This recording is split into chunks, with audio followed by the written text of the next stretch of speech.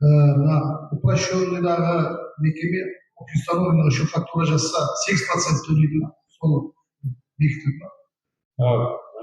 Сұрағыңызға рахмет. Расында да салық кодексін дайындаған кезде ондай ұсыныстарды қараған болатын. Мысалы, егер де сен упрощенный режимдегі упрощенный жұмыс жасап, жеке тұлғаға сатсаң 4%, шегерісі 2% деген норма қарастырылған болатын. Ал егер де бизнес өкілдеріне жасасаң 8% деген норма қарастырылған болатын. Жоқ. Қазіргі таңда қабылданған заңда ондай нормалар жоқ. Қабылданған заңда қазір тек қана бір ставка, 4% ставка. Егер де мәслихат шешім қабылдаса, 2 ставкаға 2%-ға дейін төмендетілді. Мен осы әкімдікпен кездесіп сөйлескенде сол 2% қалады.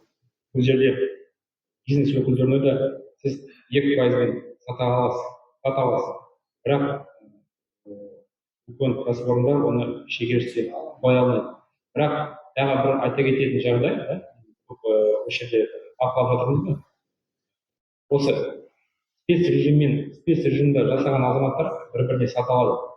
Оның бір өзгешелігі, мысалы, енді тауарды бір спецрежимнен сатып алып, өзің сатсаң, саған ешқандай кедергі жоқ.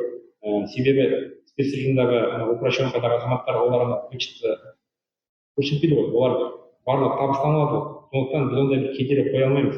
Ондай жағдайлар өте көп. Сондықтан тек қана егер жалпыға бірдей режимдағы бизнес өкілдері осы товарды алып шегерсе қоям деген жағдайда ғана сондай кедергі бар.